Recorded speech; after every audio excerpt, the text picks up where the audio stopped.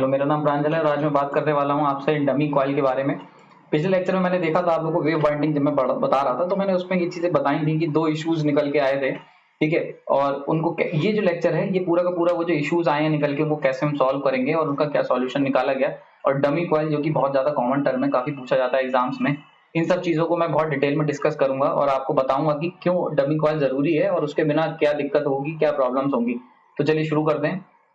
सबसे पहले अगर बात की जाए इश्यूज की, जो मैंने तुम्हें बताया था पुराने वाले लेक्चर्स में, तो दो इशू मेरे पास निकल के आए थे। पहला इशू था कि अगर मान लेते हैं लैब वाइंडिंग जो होती है उसके अंदर, जो लैब की अगर बात करता हूँ लैब, तो उसके अंदर मैं जो एवरेज पिच लेता था वो equal to z by p लेता था। जबकि जब वेव की बात की जाती है वेव की, तो वहां पे हम लोग जो एवरेज पिच लेते हैं वो equal to z plus minus two by p लेते हैं। तो ऐसा क्यों करते हैं, ये प्लस माइनस टू ये जो मैंने लिया है अगर मैं ये नहीं लूं, अगर मान लेते हैं कोई स्टूडेंट गलती से लैब की ही एवरेज पिच ले लेता है तो क्या एक दिक्कत आएगी, क्या प्रॉब्लम आएगी, इसको मैं डिस्कस करूंगा। प्लस सेकंड डायनेमिक बैलेंसिंग जो मोटर रोटर की जो गड़बड़ा रही थी, क्योंकि जैसे मैंने बताया था पिछली बार मैंने 22 कॉइल्स लिए थे वो पूरे बनाने में, तो जो कंडक्टर का डिस्ट्रीब्यूशन था पर पोल वो 6+6, ठीक है, और 5+5 हुआ था, यानी कि अनइवन डिस्ट्रीब्यूशन था। एक दो पोल के नीचे 6 कंडक्टर थे और दो पोल के नीचे 5 ही 5 थे, तो अनइवन डिस्ट्रीब्यूशन था जिसकी वजह से जो रोटर था वो चलते समय डिसबैलेंस हो रहा था। तो ये जो डायनेमिक बैलेंसिंग की प्रॉब्लम थी ये कैसे सॉल्व हुई, इन सबको हम लोग शुरू करेंगे एक के बाद एक, एक एक करके इन इशू को देखते हैं। तो सबसे पहले शुरू करते हैं इशू 1 से। ओके, इशू 1 अगर था, इशू 1 जो है वो बेसिकली यहाँ पे अगर लैब की बात की जाए तो लैब की तरह अगर मान लेते हैं कोई स्टूडेंट गलती से क्या करता है, एवरेज पिच को जो वेव में equal to z by p ले लेता है, ठीक है, जैसे ये लैब में लेते हैं तो क्या असर होगा। तो इसके लिए मैं एग्जांपल लेता हूँ, एक एग्जांपल ले लेते हैं इसको समझने के लिए। मान लेते हैं मेरे पास 16 कंडक्टर्स हैं, ठीक है, 16 कंडक्टर्स हैं, ठीक, और मैंने क्या करा, इसको ले लिया है एवरेज पिच की तरह, 16 नहीं 12 कर लेते हैं, 12 कंडक्टर्स हैं, शॉर्ट करके लेते हैं ताकि जल्दी समझ सके। मेरे पास 12 कंडक्टर्स हैं, ठीक है, और मैंने क्या करा, एवरेज पिच ले ली लैब वाली। याद रखना ये किस में लेते हैं, ये हम लोग लेते हैं लैब में। और वेव में हम लोग क्या लेते हैं, वेव में लेते हैं हम लोग z plus minus two by P, लेकिन मैं क्या कर रहा हूँ लैब की ले रहा हूँ। तो A equal to 12 divide by P कितने, 4 पोल ले लेते हैं, थोड़ा और सिंपल हो जाएगा, 4 पोल, ठीक है। तो 12 कंडक्टर्स हैं, 12 कंडक्टर्स हैं, 4 पोल की मशीन है, ठीक है। तो 4 ये कर दिया तो यानी निकल के आया 3। अब जरा देखते हैं अगर हम इस तरीके से वाइंडिंग करें तो अगेन कंडक्टर अरेंज करते हैं 1 2 3 4 5 6 7 8 9 10 11 12, ठीक है, जल्दी से मार्क कर लेते हैं 1 2 3 4 5 6 7 8 9 10 11 12। अब जरा मार्क करना, बाइंडिंग करना शुरू करते हैं। तो जैसे मैंने बताया था कि वेव के अंदर क्या होता है, वेव की खास बात होती है इसके अंदर average pitch equal to back pitch equal to front pitch, ये तीनों लगभग बराबर होते हैं। और वो कितना होते हैं, होल नंबर होना चाहिए प्लस ऑड होना चाहिए, तो ये ठीक है, ये दोनों है, होल भी है और ऑड भी है। तो 3 ले लेते हैं, तो 1 को 1 2 3 यानी कि 1 plus 3 equal to 4, 4 plus 3 equal to 7, 1 2 3, ठीक है, 7 से जोड़ेंगे, 7 प्लस 3 इक्वल टू 10, ठीक है। तो इस तरीके जरा जोड़ते चले जाओ, 1 2 3 ये मैंने बताया था। तो ये क्या जाएगा, ये जाएगा 1 की तरफ, ठीक है, और 1 पे ये जुड़ेगा आके 10 वाला, ठीक है। अब देखो ये देखो यहाँ पे आ गई तो खत्म हो गया, यानी कि आपने शुरू करा जोड़ना और यहाँ पे आ गई खत्म हो गई, बाकी कंडक्टर अभी ऐसे ही रखे हुए हैं। तो यही सबसे बड़ा इशू है।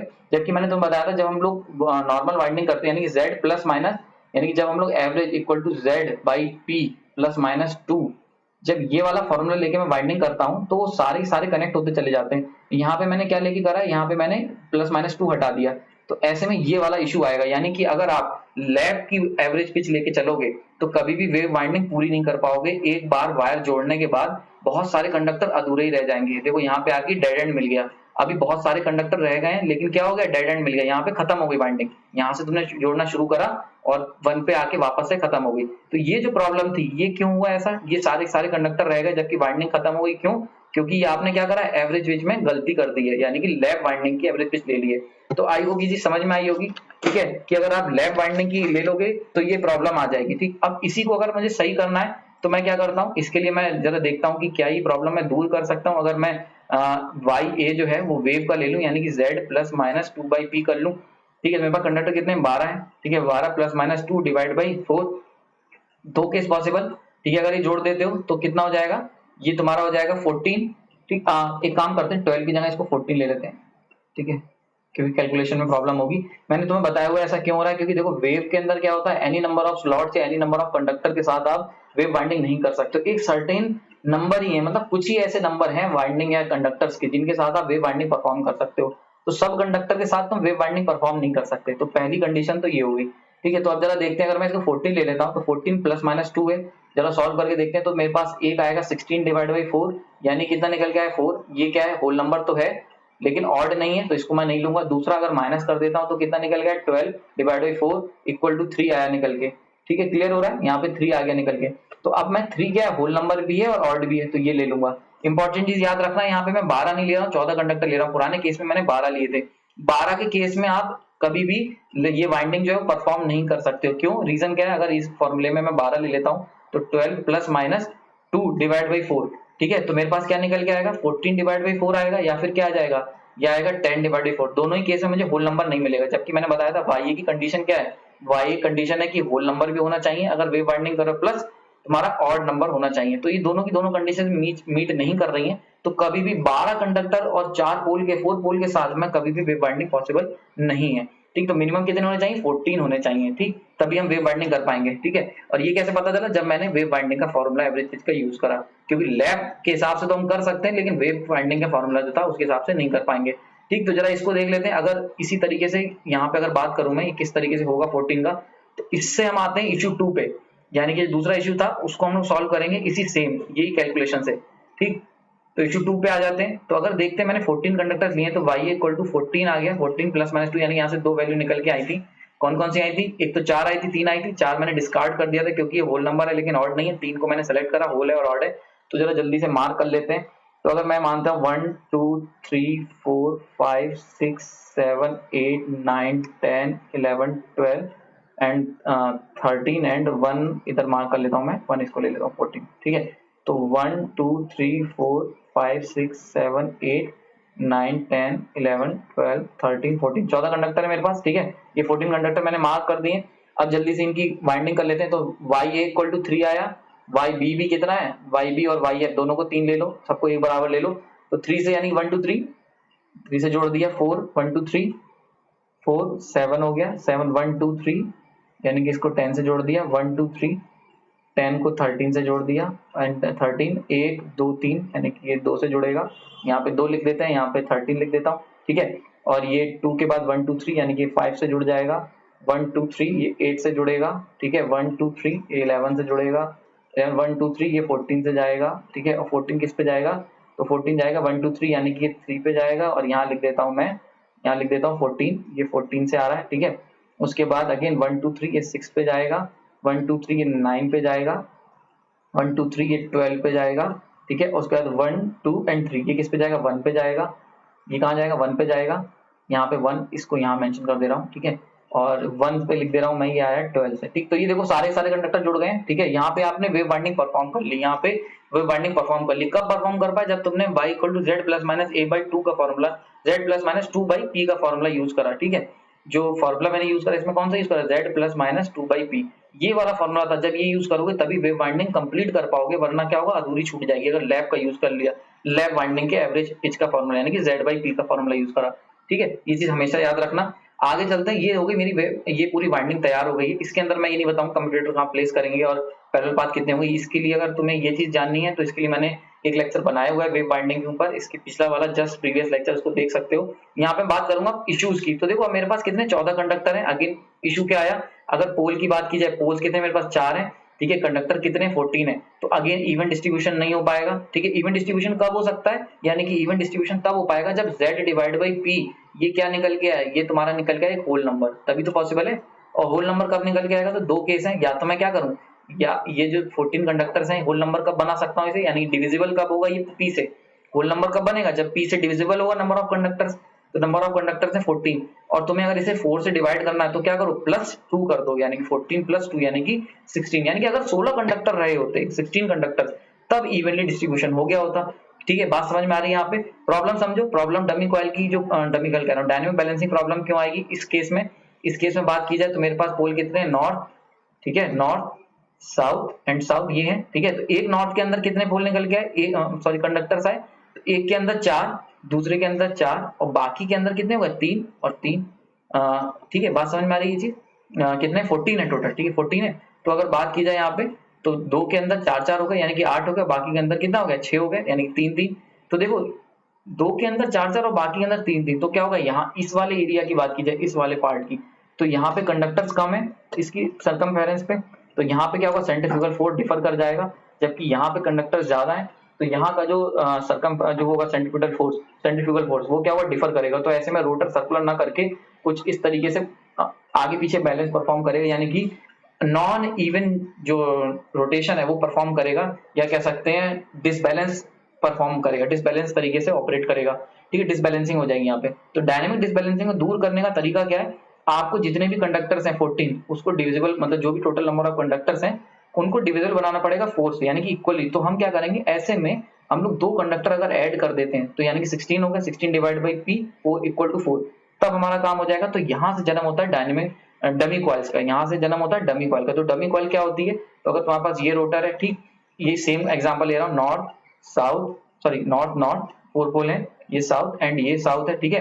तो यहाँ पे अगर मेरे पास कितने कंडक्टर्स हैं, यहाँ पे हैं, यहाँ पे मैंने लगाए 4 कंडक्टर और यहाँ पे 4 थे, ठीक, यहाँ पे लगाए 3 कंडक्टर, ठीक है, और ये थे 3 कंडक्टर, यही तो था। अब मैं क्या करने जा रहा हूँ, बहुत ध्यान से देखना, अब मैं यहाँ पे जोड़ने जा रहा हूँ एक कंडक्टर ये 1, ठीक है, और एक कंडक्टर यहाँ जोड़ने जा रहा हूँ 1। अब देखो ये टोटल कंडक्टर कितने हो गए, 4 हो गए, यहाँ टोटल कितने हो गए, 4 हो गए, ये टोटल कितने हैं, 4, ये टोटल 4 है। तो अब देखो चारों तरफ पूरा इवन डिस्ट्रीब्यूशन हो गया। अब इवन डिस्ट्रीब्यूशन है तो चारों तरफ लगने वाली जो सेंट्रीफ्यूगल फोर्स है वो सबकी तरफ बराबर लगेगी, तो अब एक पर्टिकुलरली एक आइडियल यूनिफॉर्म मोशन जो होगा वो मुझे मिल पाएगा, ठीक है। अच्छा, एक इंपॉर्टेंट क्वेश्चन यहाँ आ जाता है कि हमने एक ही कंडक्टर बढ़ा दिया, तो यहाँ कैसे बढ़ाएंगे, तो देखो इस जो कंडक्टर मैंने बढ़ाया उसे यहाँ पे एक मैं यहाँ लगा दूंगा, ठीक है, एक यहाँ प्लेस करूंगा। ऐसा क्यों कर रहे हैं, ऐसा इसलिए कर रहे हैं, अगर यहीं पे मैं पोल ड्रॉ करता हूं तो पोल कैसे बनाओगे, पोल तुम इस तरीके से बनाओगे, ठीक है, तो यहां से लिए हुए बनाओगे, यानी कि 4 1 2 3 4 ये आया, ठीक है, फिर यहां से शुरू करोगे 1 2 3 4, ठीक है, ये बना, फिर यहाँ शुरू करो 1 2 3 4, ठीक है, ये बना, और एक पुली लगाओ 1 2 3 4, ठीक है। तो ये देखो पिछले केस में अगर यानी कि वेव वाइंडिंग में तुम्हें याद होगा तो बीच के दोनों पोल मैंने बड़े लिए थे और साइड के दोनों पोल छोटे लिए थे, ठीक है, यही एक प्रॉब्लम थी जिससे अनइवन डिस्ट्रीब्यूशन हो रहा था। लेकिन यहाँ पे क्या करा, जब मैं डमी कॉइल लगा देता हूँ तो ये क्या है, ये है तुम्हारी dummy coil, these are dummy coil, ये है डमी कॉइल, और इनका नाम डमी क्यों दिया गया है, डमी कॉइल, इसको मैं अभी बहुत जल्दी बताने वाला हूँ, बहुत इंपॉर्टेंट पॉइंट है, ठीक है। तो ये तो डमी कॉइल है, पहले ही समझ लो लगानी कहाँ है, तो डमी कॉइल हमेशा एंड में लगेंगी, ठीक है, बीच में नहीं लगाओगे, एंड में लगाओगे इस तरीके से, ताकि पोल जो है इधर उधर के दोनों सारे पोल में बराबर कंडक्टर बट गए, ठीक। अब इंपॉर्टेंट चीज आ जाती है, इनका नाम डमी क्यों दिया गया, तो उसका पर्पस जो है वो यहीं से देख सकते हो।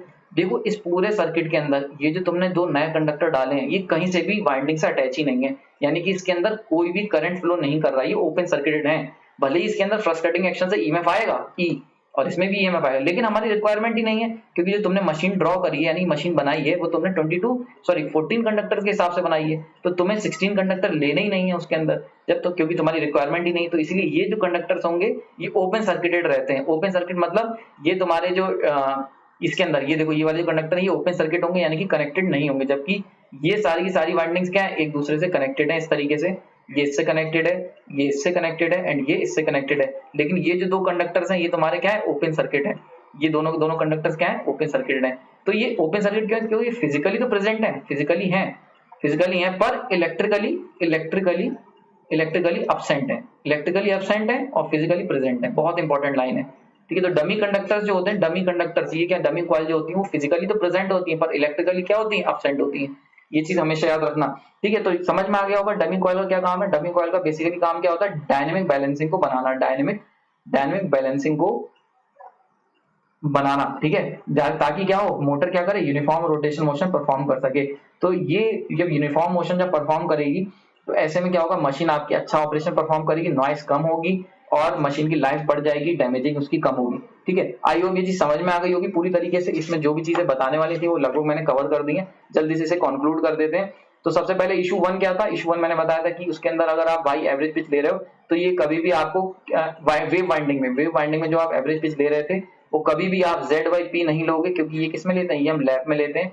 वेव में कौन सी लोगे, वेव में Z + -2/P लोगे, ये लोगे वेव में। और इसके साथ कंडीशन क्या है, कंडीशन याद रखना क्या होनी चाहिए, whole number plus odd, clear है। ये वाली वाइंडिंग नहीं लोगे तो क्या हो जाएगा, ओपन वाइंडिंग रह जाएगी, यानी कि डेड एंड मिल जाएगा तुम्हें, पूरे सारे कंडक्टर जुड़े भी नहीं होंगे और वाइंडिंग तुम्हारी खत्म हो जाएगी, जैसा कि मैंने करके बताया। सेकंड इशू क्या था, सेकंड इशू था डायनेमिक अनबैलेंसिंग का, यानी कि सबसे ये कहां से आया, ये इशू कहीं ना कहीं ये इशू इसी से जुड़ा हुआ था। जब मैं इस फॉर्मूले का यूज करूंगा और मुझे होल भी चाहिए ऑड नंबर भी चाहिए तो ऐसे में क्या होता है कि सारे के सारे कंडक्टर यानी कि किसी भी रैंडम जो है रैंडम कंडक्टर्स वो कभी भी वेव के लिए यूज नहीं कर सकते हो। वेव के लिए तुम सर्टेन टाइप के यानी कि certain number of conductors he wave binding में पॉसिबल है। ठीक है, तो ये एक बहुत बड़ा इशू था। ठीक है, और ये जब तुम इशू करोगे तो इसलिए दिक्कत क्या होगी, सर्टेन नंबर जब यूज करोगे तो 22 14 कुछ इस तरीके से आ रहे थे जो कि नंबर ऑफ पोल से डिविजिबल नहीं थे। तो ऐसे में क्या हो रहा था, अनइवन बैलेंसिंग हो जाती थी, जिसे डायनेमिक अनबैलेंसिंग कहते हैं। सॉल्व कैसे करा, तो कैलकुलेशन मैंने बता दी तुम्हें, मैंने सॉल्व कैसे करा, फॉर्मेशन भी बता दिया है, कैसे हम लोग डमी कॉइल बनाएंगे, और कैलकुलेशन मैंने बता दी तुम्हें किस तरीके से करनी है डमी कॉइल की। तो डमी कॉइल आपको कहाँ लगानी है, आपको लास्ट में लगानी है दोनों के। ठीक है, इस तरीके से लगाओगे और ये क्या करोगे, ओपन सर्किट रखोगे, नहीं ओपन सर्किट यानी कि ये तुम्हारी पूरी जो वायरिंग जो कॉइलिंग है उससे अलग रहेंगी। तो ये कैसे, ये फिजिकली तो प्रेजेंट रहेंगी, फिजिकली प्रेजेंट रहेंगी, लेकिन इलेक्ट्रिकली क्या होंगी, अब्सेंट होंगी। याद रखना ये लाइन, ये वर्ड याद रखना, इलेक्ट्रिकली अब्सेंट और फिजिकली प्रेजेंट। आई होप ये समझ में आया होगा, डमी कॉइल आपको क्लियर हो गई होगी। डमी कॉइल बहुत पूछा जाता है, और ये पूछा जाता है इनका नाम डमी क्यों है, क्वेश्चन इस टाइप के आता है। कई बार पूछा जाता है कि ये इलेक्ट्रिकली कनेक्टेड होती है नहीं होती है, कौन सी वाइंडिंग में डमी कॉइल यूज होती है। तो ये चीज आपको आई होप इस लेक्चर से समझ में आ गई होगी। तो इसी तरीके से लैब में मैंने जब देखा था तो वहां इक्वलाइजर रिंग की प्रॉब्लम थी, इक्वलाइजर रिंग की जरूरत पड़ी थी। अगर वेव यूज करोगे तो इक्वलाइजर रिंग की जरूरत नहीं पड़ेगी, लेकिन तुम्हें डमी कॉइल प्लेस करनी पड़ेगी सर्किट के अंदर। ठीक है, आई होप ये आपको लेक्चर आपके लिए हेल्पफुल होगा। आपने अपना कीमती समय दिया उसके लिए धन्यवाद।